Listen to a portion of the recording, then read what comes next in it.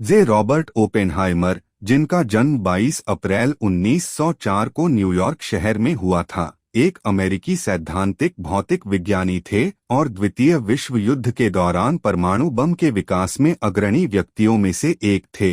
Manhattan परियोजना में उनकी महत्वपूर्ण भूमिका के कारण उन्हें अक्सर परमाणु बम का जनक कहा जाता है। शैक्षिक पृष्ठभूमि। ओपेनहाइमर ने हार्वर्ड विश्वविद्यालय में दाखिला लिया, जहां उन्होंने भाषाओं और साहित्य में उत्कृष्ट प्रदर्शन किया, लेकिन बाद में उन्होंने अपना ध्यान भौतिकी पर केंद्रित कर दिया।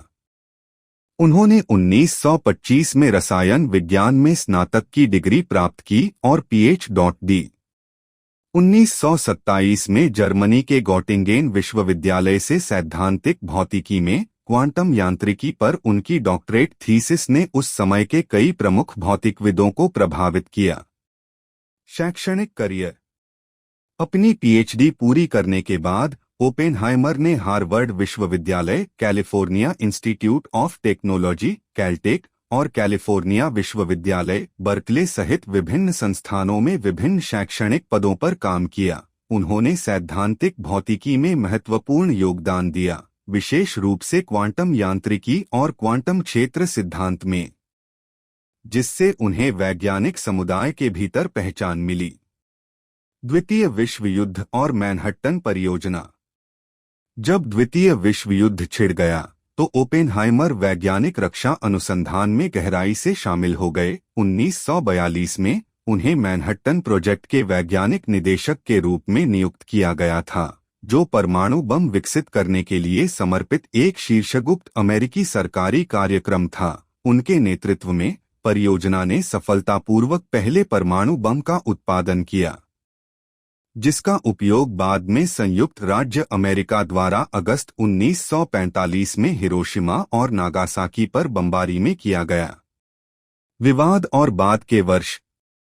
युद्ध प्रयासों में उनके योगदान के बावजूद शीत युद्ध के शुरुआती वर्षों के दौरान ओपेनहाइमर के करियर ने एक विवादास्पद मोड़ ले लिया। 1940 के दशक के अंत और 1950 के दशक की शुरुआत में उन्हें कम्युनिस्ट सहानुभूति रखने और सुरक्षा के लिए खतरा होने के आरोपों का सामना करना पड़ा। 1954 में उन्हें अत्यधिक प्रचारित सुरक्षा मंजूरी सुनवाई का सामना करना पड़ा, जिसे ओपेनहाइमर सुनवाई के रूप में जाना जाता है, जिसके कारण अंततः उनकी सुरक्षा मंजूरी रद्द कर दी गई।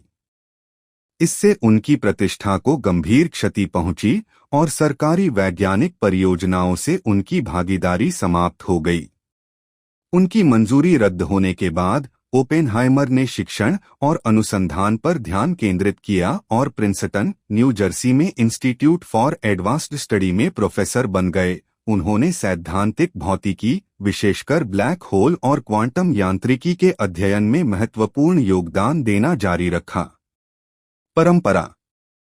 जे रॉबर्ट ओपेनहाइमर को एक प्रतिभाशाली भौतिक विज्ञानी के रूप में याद किया जाता है, जिन्होंने परमाणु हथियारों के विकास में महत्वपूर्ण भूमिका निभाई, साथ ही एक दुखद व्यक्ति के रूप में, जिन्हें अपने समय के राजनीतिक माहौल के कारण व्यक्तिगत और व्यावसायिक परिणाम भुगतने पड़े। 18 फरवरी 1967 को भौतिकी और वैज्ञानिक अनुसंधान की नैतिकता के क्षेत्र में एक जटिल और स्थायी विरासत छोड़कर उनकी मृत्यु हो गई।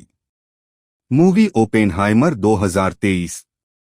फिल्म एक महाकाव्य जीवनी थ्रिलर फिल्म है जो क्रिस्टोफर नोलन द्वारा लिखित और निर्देशित है।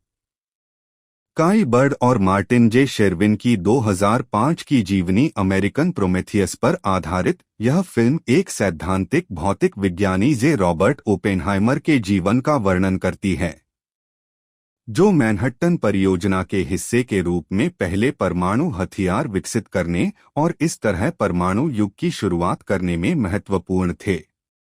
सिलियन मर्फी नाम मात्र के किरदार में हैं।